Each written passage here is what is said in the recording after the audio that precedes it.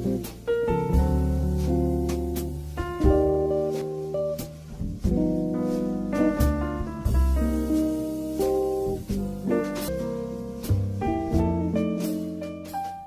fil des mots de ce jour, reçoit un journaliste écrivain. Il est l'actuel directeur de Fraternité Matre. Il est auteur de plusieurs œuvres. L'œuvre autour de laquelle nous allons discuter aujourd'hui n'est autre que Chronique afro-sarcastique. Benas Konan, bonjour. Bonjour. Benas Konan, pourquoi avoir consacré autant de temps au droit? Vous en avez eu un doctorat et plus subitement vous êtes venu au journalisme. C'est pas subitement. D'abord, le journalisme, ça a commencé quand j'étais au lycée.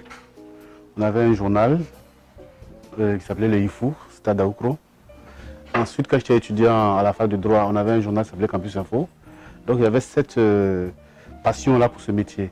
Votre ami Stephen Smith écrit de vous l'un des journalistes les plus doués de sa génération. Vous êtes descendu plusieurs fois du train, le train en marche. Alors, est-ce que vous étiez conscient des risques que vous étiez en train de prendre quand vous le faisiez? Parfois, il y a une part d'inconscience dans ce qu'on appelle le courage. Il m'est arrivé effectivement d'aller dans des situations, j'avais cette envie de le faire. Je pense notamment au Libéria, où j'ai fait mes premières armes. C'était un Libéria en guerre. Je suis allé avec l'envie de faire du journalisme, de découvrir, de comprendre ce qui se passait là-bas. Mais c'est quand je suis revenu que je me suis rendu compte que j'ai pris des risques, parfois insensés. Quand plus tard j'ai rencontré des gens qui m'ont dit « Ah, tu étais à tel endroit, on a failli te tuer », j'ai dit « Oui, il y a une part d'inconscience dans cette aventure-là ». Mais après, j'étais plus prudent. Je n'étais pas suicidaire. Aujourd'hui, en tant que directeur général de Fraternité Matre, pensez-vous que votre combat a-t-il payé? Ou bien seriez-vous aussi capable encore de descendre du train en marche? Je ne sais pas si vous entendez par descendre du train en marche. Quand Stephen Smith emploie cette expression-là, c'est qu'il y a eu des moments où je suis parti. Fraternité Matin. Voilà, je suis parti 2 fois de Fraternité Matin.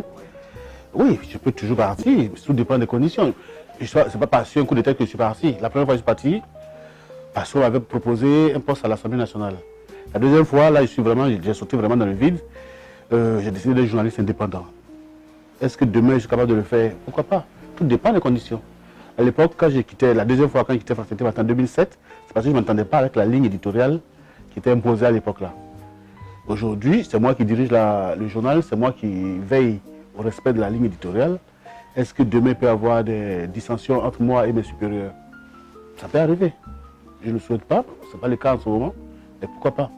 Dans le développement que vous soutenez que les Français nous ont prêté beaucoup d'argent et puis nos chefs se sont développés plus vite que les autres.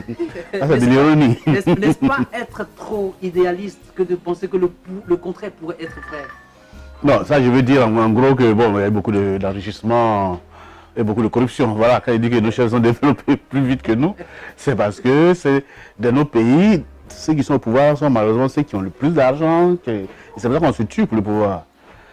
Alors qu'ailleurs, ce sont les hommes d'affaires qui ont le plus d'argent. Mais chez nous ici, la politique et le pouvoir sont les moyens les plus rapides pour gagner beaucoup d'argent. Voilà. La monnaie en Afrique francophone n'a pas changé après les indépendances. Tous les pays qui ont tenté de battre monnaie ont été obligés de revenir à la raison. Croyez-vous à la possibilité de l'existence d'une monnaie africaine sans contrôle de la France? Bien sûr. Il y a beaucoup de pays qui ont leur propre monnaie. Le Ghana, le Nigeria, l'Afrique du Sud, ils ont leur propre monnaie. Donc ce n'est pas quelque chose qui est impossible. En fait, il n'y a que les pays d'Afrique francophone qui ont le CFA qui est lié à la France. Mais les autres, ils s'en sortent très bien. C'est possible, donc si on le veut, c'est possible. Cela dit, être rattaché avoir le franc CFA a ses bons côtés aussi. Hein. Quand vous voyez les fluctuations au Ghana, j'ai un ami qui est là-bas, il m'a dit, heureusement qu'en Côte d'Ivoire, vous avez le franc CFA et que ça c'est stable. Sinon, bon, il y a le pour et le contre. Il ne faut pas voir les choses de façon idéologique et dire comme c'est rattaché à la France, donc c'est mauvais. Il faut vraiment voir sur le plan économique, beaucoup d'hommes d'affaires ghanéens ou nigérians nous envient notre CFA. Les coups d'État, l'Afrique en a connu beaucoup. Pour avoir été témoin de plusieurs de ces coups ces dernières années, qu'est-ce qui, selon vous, est à l'origine? Bon, il y a la pauvreté. Il Il y a... Parce qu'on est pauvre qu'il faut forcément faire le coup d'État. Certains pensent que c'est le moyen, je l'ai dit tout à l'heure, le pouvoir est le moyen le plus rapide pour accéder à la richesse. Et donc quand, dans un régime qui n'est pas démocratique, qui est pauvre, certains se disent, tiens, moi aussi j'ai envie d'avoir une grosse maison, moi aussi j'ai envie d'avoir de grosses voitures, beaucoup de femmes, mais je fais un coup d'État et voilà, je deviens tout puissant. C'est comme ça que beaucoup de gens sont arrivés au pouvoir en étant presque analphabètes. Je pense à Samuel Doe au Libéria par exemple. En y voyant de près, est-ce que nous avons les moyens d'en découdre avec définitivement? Avec quoi? Les coups d'État. Il faut instaurer la démocratie, il faut respecter les règles du jeu. Il y a des pays qui n'en ont pas connu, hein. Le Sénégal. Le Sénégal n'a pas connu le coup d'État. L'Afrique du Sud, c'est une autre histoire, mais n'a pas connu le coup d'État. Il y a beaucoup de pays. Donc c'est une question d'instaurer des règles, de les respecter. Obama avait dit l'Afrique n'a pas besoin d'hommes forts, elle a besoin d'institutions fortes. Si on met en place des bonnes institutions solides, on évite les coups d'État. Et les pays qui depuis quelque temps jouent vraiment le jeu de la démocratie, ils ont fini les coups d'État. Le Nigeria par exemple a traversé une longue période d'instabilité. Le Ghana, pendant longtemps, c'était le coup d'État à répétition. Mais depuis qu'ils ont mis en place un système qui marche bien, il y a une vraie alternance au pouvoir, ça va. On va venir à la CPI qui aujourd'hui juge les chefs d'État qui commettent ces gens de crimes. Croyez-vous à l'impartialité de la Cour pénale internationale et pensez-vous qu'elle peut être solution au coup d'État? Ça calme beaucoup de gens. Ce que je constate, c'est que depuis quelque temps, on ne se tue plus après les élections. Je vois ce qui se passe au Kenya, par exemple, où il y a quelques années, les résultats qui mettaient aux prises un des candidats actuels, Raila Odinga, avaient causé des milliers de morts. Le président actuel a failli être jugé à la CPI.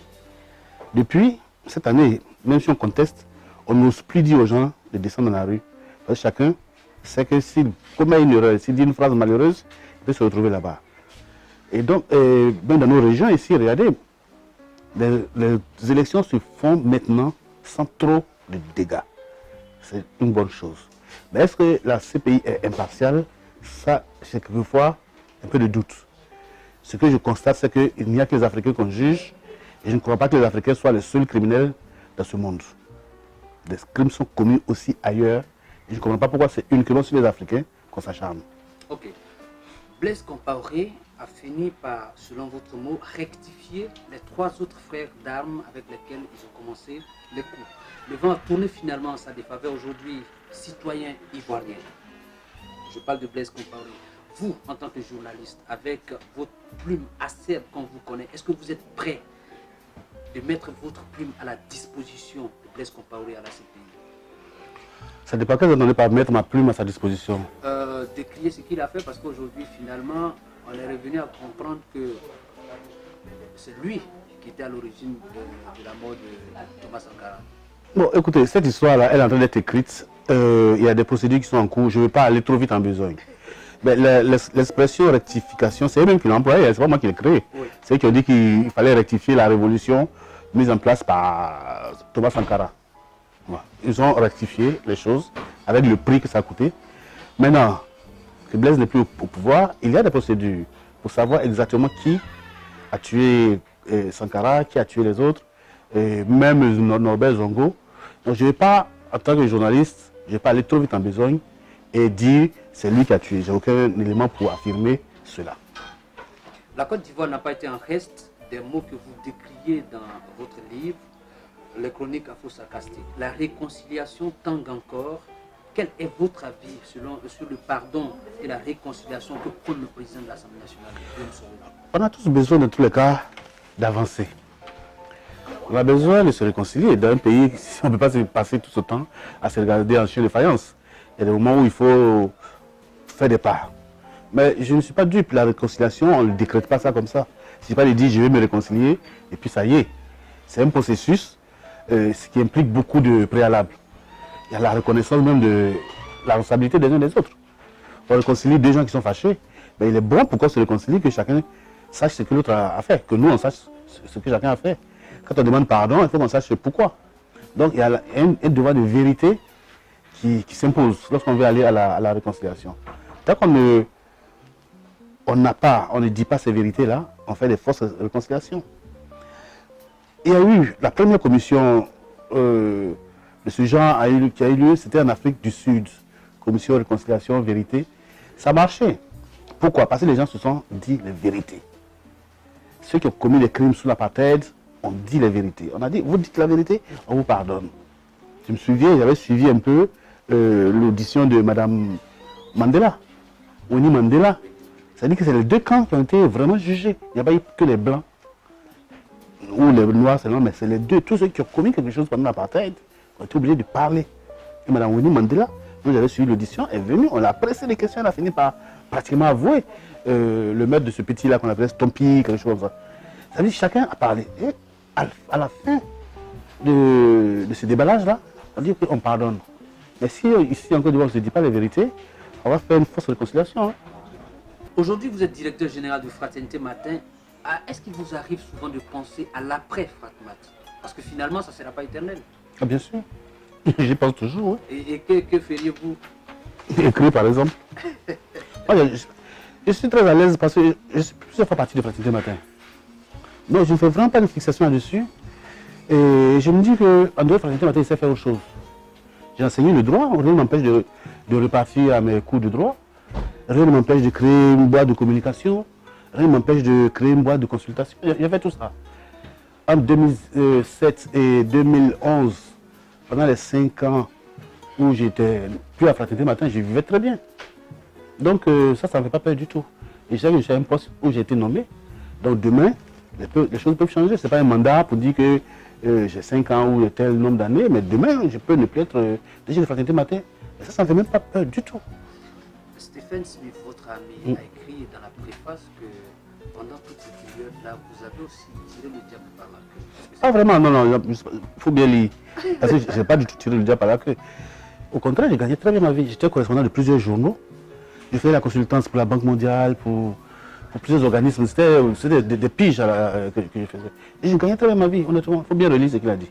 Au fil des mots, en ce jour, recevait Venance Conan avec le livre Chronique afro-sarcastique 50 ans d'indépendance, tu parles. Paru chez Fraternité Matin, aux éditions Fraternité Matin, bien sûr, en 2012.